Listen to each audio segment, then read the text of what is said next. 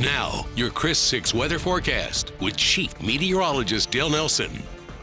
Hi everybody, it's amazing how powerful that storm surge can be. We will not be dealing with a storm surge with this system, unlike Hannah. Tropical storm and hurricane warnings are out in orange and red here for the upper Texas coast and Louisiana coast. Of course, as we talked about at the top of the show, we are not included. The seawater temperature out ahead of this system is very warm. It came from the area here where the temperatures were mainly in the low 80s. That was because Marco went through here, caused some upwelling, and the temperatures cooled off. But now the temperatures are warmer. That means more of an energy source to drive the system and power it up. And that's exactly what's happening tonight, along with lower wind shear across the system. So you can see how it's becoming better organized right in front of us as it tracks off to the west-northwest. On the movement at 17 miles an hour, the 10 o'clock advisory, and it has 90-mile-an-hour winds with gusts to 115. So it is tracking off in this direction, but it's going to turn towards the Louisiana-Texas coast there, and that is the Sabine River. So that's the likely landfall late tomorrow night after midnight, unless it speeds up or slows down a little bit, and on into Thursday morning. So this is the latest on it, and you can see on these computer models that they have really come together. If you recall from last night, they were kind of spread about a bit here, all the way down to Corpus Christi on a couple of them, but now they're pretty concentric right along the coast there, maybe in Texas, maybe in Louisiana, but about a 50-mile spread. Pretty strong consensus on where this is going, and the Hurricane Center says so as well. They're thinking that by tomorrow morning it'll be a 110-mile-an-hour Category 2 hurricane, just barely below Category 3 or major hurricane strength.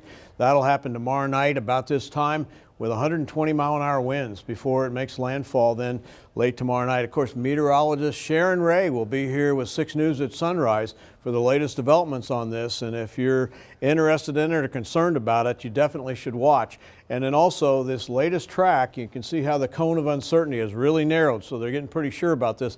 The latest track has taken Houston out of the cone of uncertainty. Not that you should drop the guard up there in Houston, but this is an improvement for the Houston area. East of Houston, though, not so much, all the way along the Sabine River and the border there with Louisiana, stretching into the Ohio and Tennessee Valley over time. Water vapor imagery, high pressure to the east, low pressure to the west, and this system's going to go right down the middle in between the two. That's what's driving it, as you can see, going around the high and pushing it up into the coast there, upper Texas coast or Louisiana coast, and not here in the coastal bend. That's what's saving us. Now, there is also a little tropical wave that's coming along on Sunday that will deliver additional rainfall for us Sunday and Monday. We're not going to get hardly anything out of Laura because we're on the dry side of the system. It's just too far away. Here we go with the intensity. All the consensus is at least a Category 3, may briefly touch Category 4 status.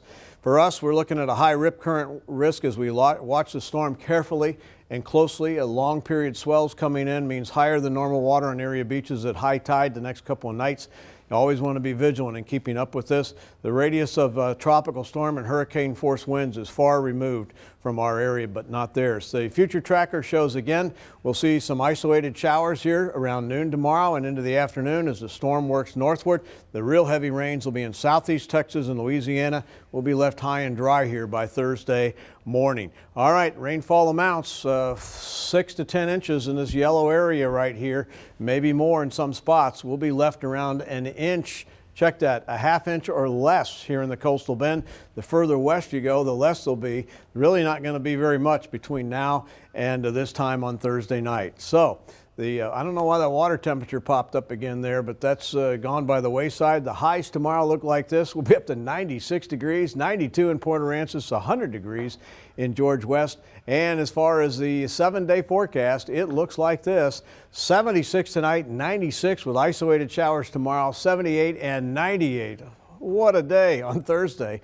Except if you get under one of those showers, it'll cool you off a little bit. 80 and 97 Friday, 81 and 96 Saturday. Oh my, the heat is on. With scattered showers, we'll dial those high temperatures down more reasonable and seasonable levels Sunday and Monday before it warms back up again on Tuesday. The heat marches on, but at least the storm is no threat, no direct impact here. Katia? But prayers to all of our friends who are definitely in Laura's path.